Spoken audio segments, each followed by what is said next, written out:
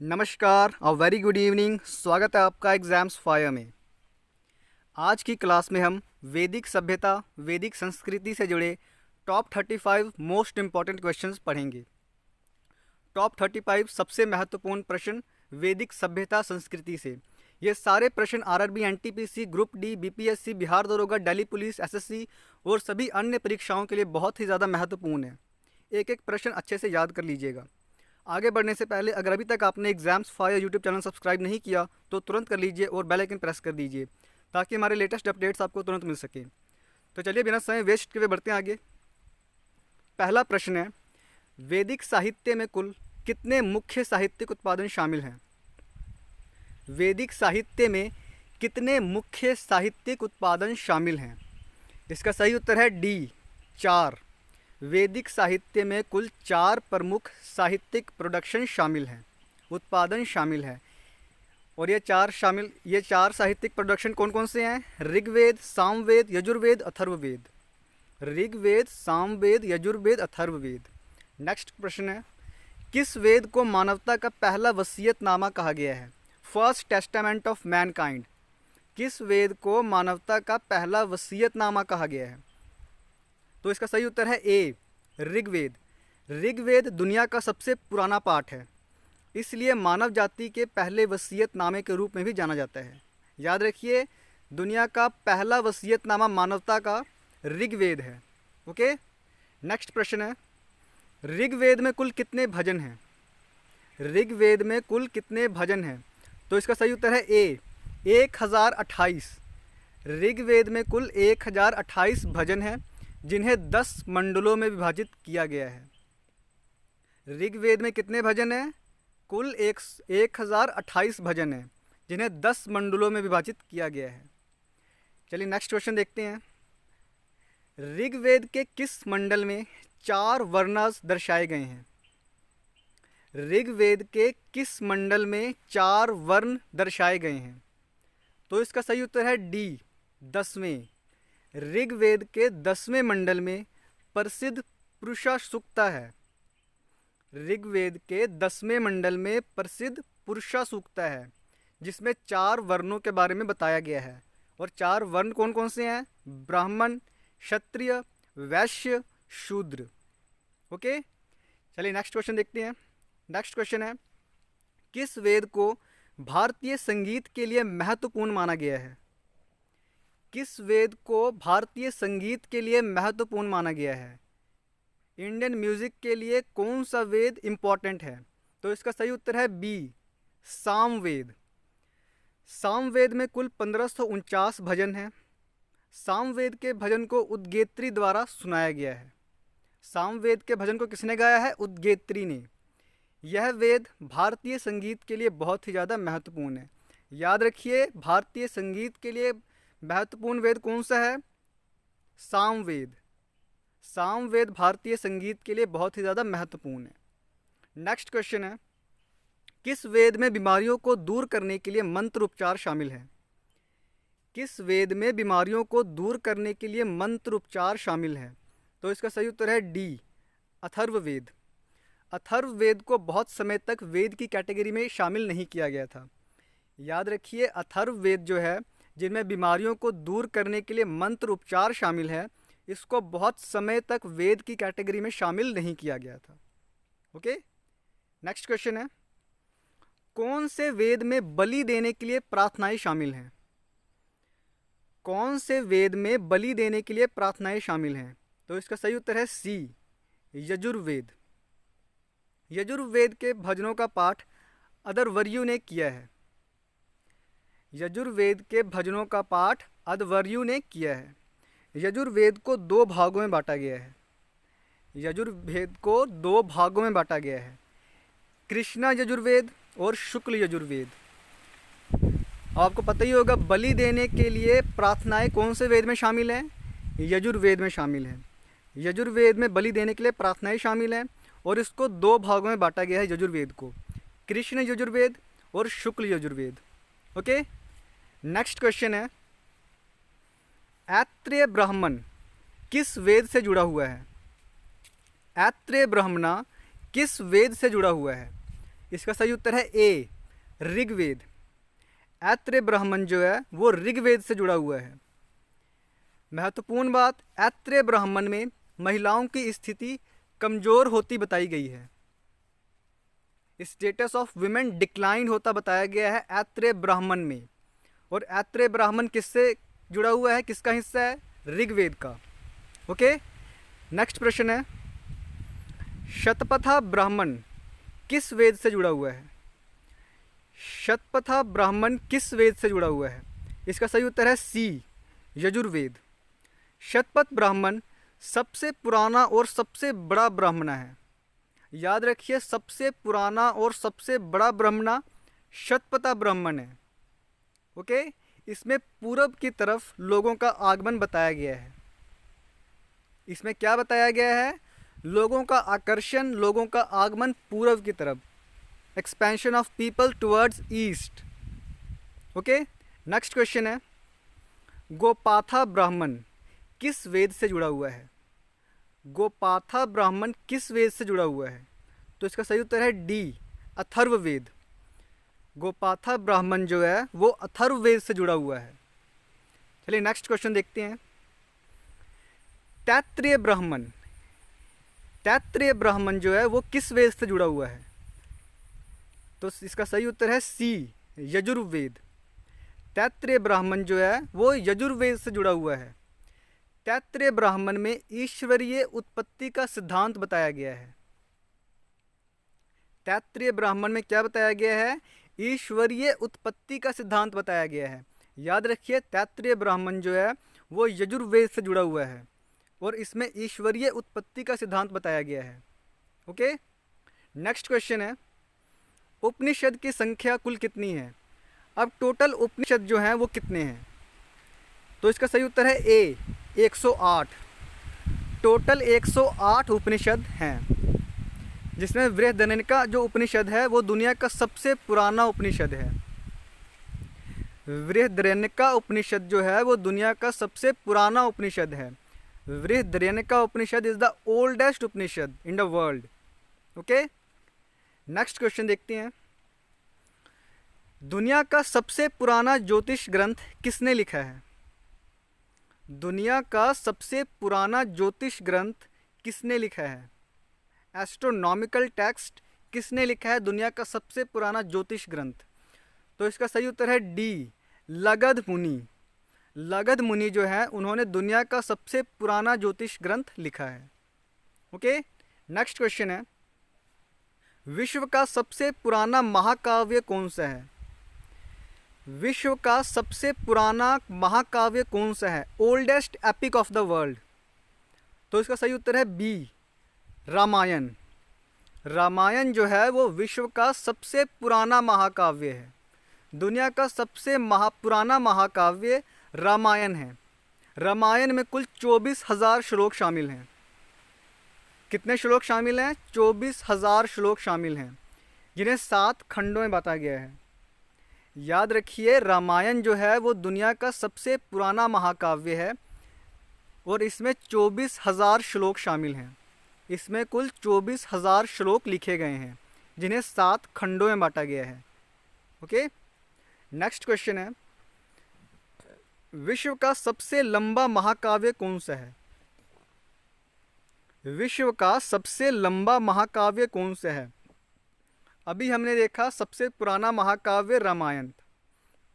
सबसे लंबा महाकाव्य दुनिया का कौन सा है? तो इसका सही उत्तर है ए, महाभारत। महाभारत जो है वो सबसे लंबा महाकाव्य है, longest epic of the world. Mahabharata में कुल 1 लाख श्लोक शामिल हैं। कितने शामिल हैं? 1 लाख श्लोक, जिन्हें 18 पर्वन में बांटा गया है। पर्वन चैप्टर को कहते हैं।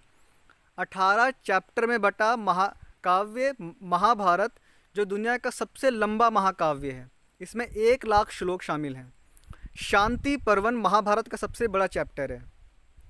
शांति पर्वन जो है वो महाभारत का सबसे बड़ा चैप्टर है, याद रखिए। नेक्स्ट क्वेश्चन है, भगवत गीता महाभारत के किस चैप्टर पर्व से लिया गया है? भागवत गीता जो है वो महाभारत के किस चैप्टर पर्व से लिया गया है? तो इसका सही उत्तर है सी, भीष्म पर्व। भागवत गीता जो है हॉली बुक ऑफ द हिंदूज, उसको कहाँ से लिया गया है? भीष्म पर्व महाभारत से लिया गया है। ओके, नेक्स्ट क्वेश्चन है, दुनिया का सबसे पुराना पुराण कौन सा है? दुनिया का सबसे पुराना पुराण कौन सा है? Oldest Purana of the world. तो इसका सही उत्तर है सी, मत्स्य पुराण। मत्स्य पुराण जो है वो दुनिया का सबसे पुराना पुराण है। टोटल कितने पुराण हैं?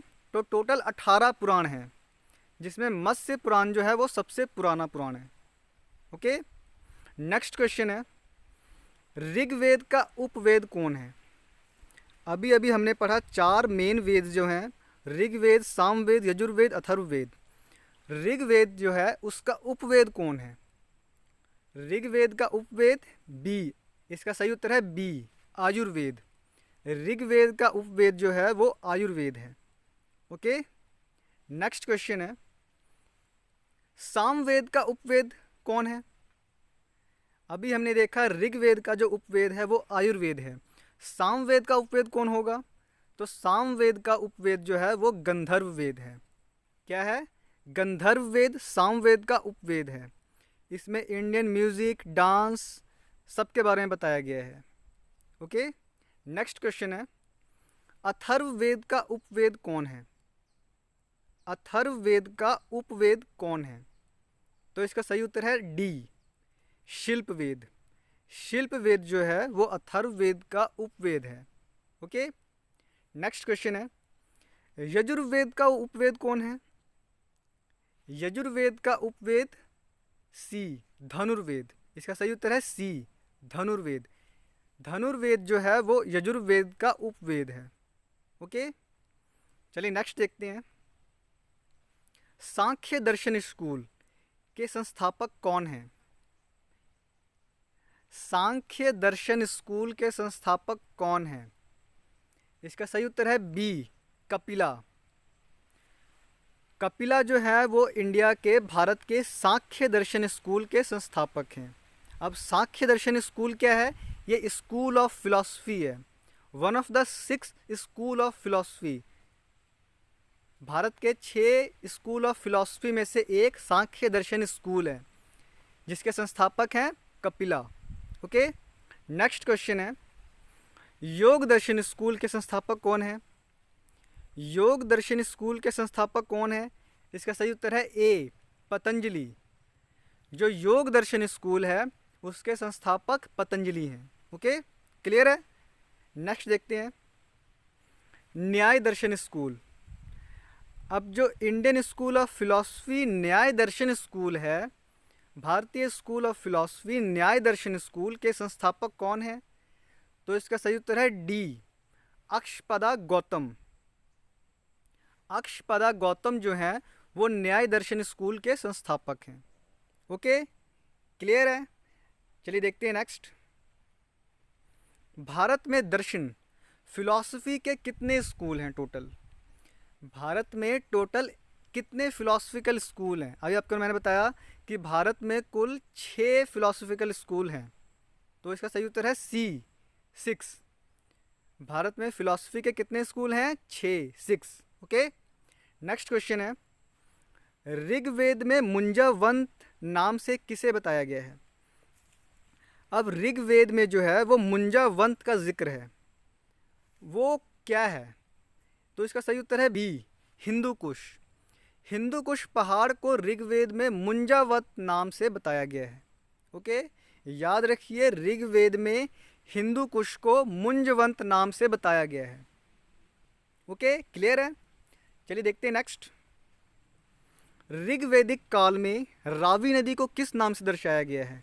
वेरी इंपॉर्टेंट गाइस, ऋग्वैदिक काल में रावी नदी को किस नाम से दर्शाया गया है?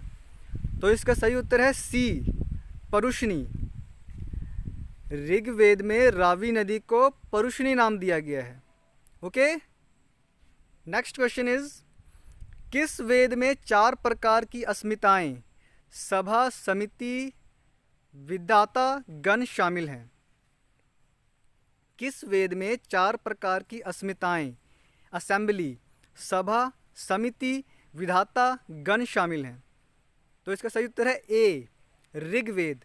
ऋग्वेद में 4 प्रकार की असेंबली का जिक्र किया गया है, अस्मिताएं का जिक्र किया गया है, जो है सभा, समिति, विधाता, गण। बाद में जो है वो जो सभा असेंबली थी, सभा वो न्यायालय के तौर पर काम करने लगी। ओके, बाद में सभा जो है, जो असेंबली हुआ करती थी, वो न्यायालय के तौर पर कार्य करने लगी। नेक्स्ट क्वेश्चन है, ऋग्वेद में सबसे महत्वपूर्ण देवता के रूप में कौन वर्णित है?